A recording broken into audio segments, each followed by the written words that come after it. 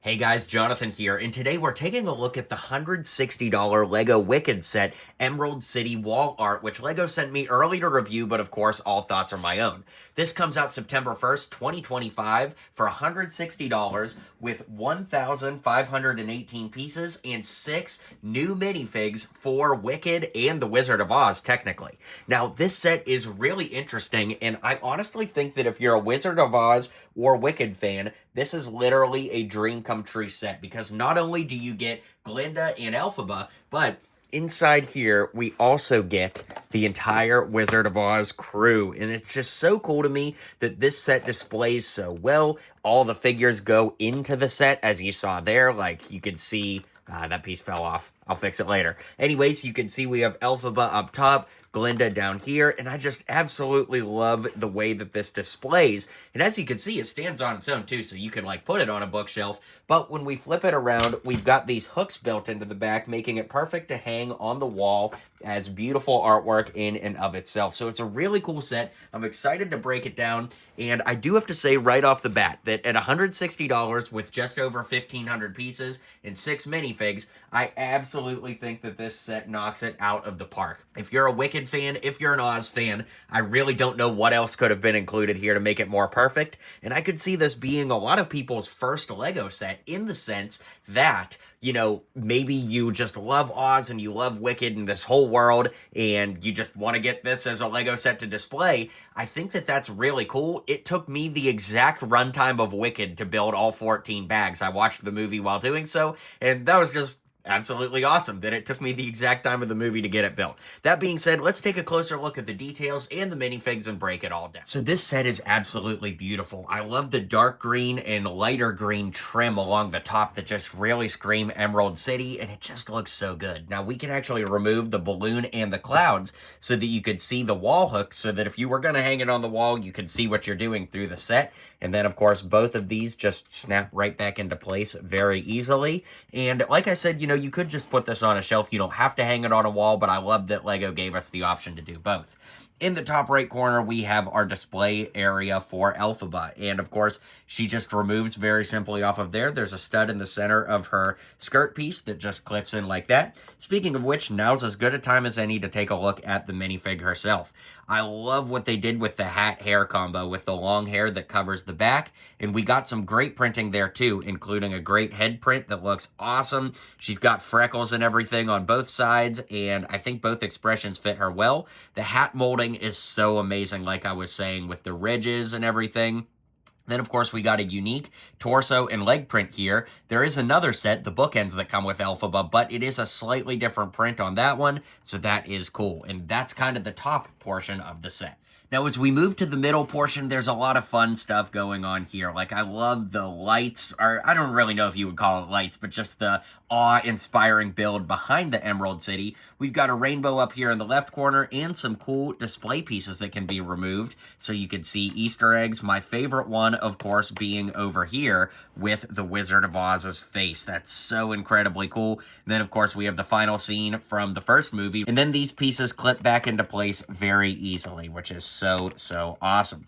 So then moving down, you can see that the Emerald City Castle is so neat. Like, looking at it from different angles, all the layering and all the ways they built it are so cool.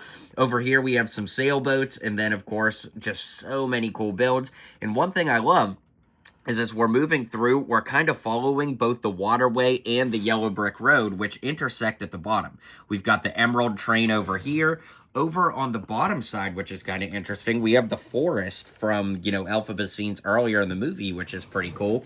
Then moving along the side here, we have a printed piece. In fact, every piece in this set is printed, no stickers, I should mention that. We've got the yellow brick road right here and that printed piece for the famous crew from The Wizard of Oz. Then, of course, we've got the village here that the yellow brick road runs right through. All the tulip pieces here, some beautiful building on the side here with the drum lacquer gold.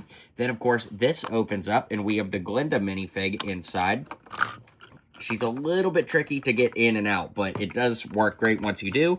And then, of course, if we tilt it up, you can see that there are some great flowery designs in the back there, and a clear piece that has just enough room to kind of catch the minifigure stand that Glinda comes on. So when you put her back into place, she actually kind of falls into place, and that works out great. But as far as the minifig is concerned, let's take a look at her next, if I could get her out of there. All right, there we go. Like I said, it's a little bit of a tight squeeze, but we have this awesome skirt piece here, which is actually 2x4 wide, so it takes up almost the entirety of the minifig base plate she stands on, but she's got a brand new, at least to me, I've never seen this hairpiece before, with a crown up top, which looks great. We can lift this around to see that the head is reversible, although I far prefer the open mouth head because it looks like she's singing, which is so cool, and I just think the dress design on the torso and legs is absolutely immaculate. Then the final thing to look at is where are those Wizard of Oz minifigs, and they are hiding right inside here, where inside we've got the yellow brick road behind them, which looks so incredibly cool, and the minifigures slide in and out very easily, which is awesome. Now, all of the minifigs, I say 4 minifigs, although there's 5 characters if you count Toto, come on this display stand, which is one of the first things you build in the set. We'll start with Dorothy here, an absolutely awesome minifigure from head to toe with doll molded arms, which are really nice. I think that's a new color combo too for like the blue shade on the sleeve and everything going on there. Then, as we move down, you can see that she has doll molded legs as well with printing on the front. She's got her slipper printing on there, and the head is actually fully reversible too, which is awesome. And it brings back that rubberized hairpiece that was used on Dorothy in the, Marvel, in the Lego movie CMF from back in the day from the Lego movie Part 2.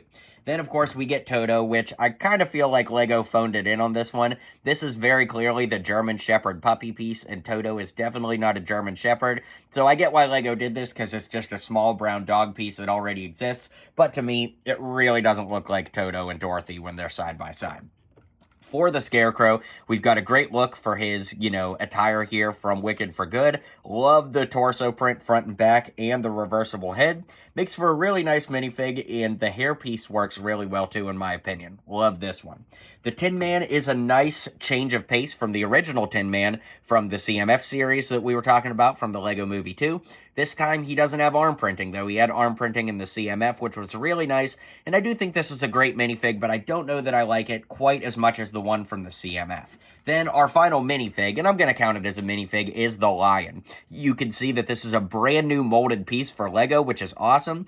I think that Lego could absolutely just use this in other sets for a lion, should they ever need it for like a zoo or a safari set or something. But overall, this is a really cool piece, and I love the way the whole Wizard of Oz crew is represented here. All right, guys, like I said, I think this set absolutely delivers. I love the build experience. I think the final display piece looks absolutely awesome, and I'd love to hear what you guys think in the comments, so be sure to let me know. Be sure to hit like and subscribe. I've got more Wicked reviews because Lego sent me all of the sets early to review. I just got to get them built first, but I wanted to start with this one and get the video out, so let me know what you guys think, and I'll see you guys on the next video.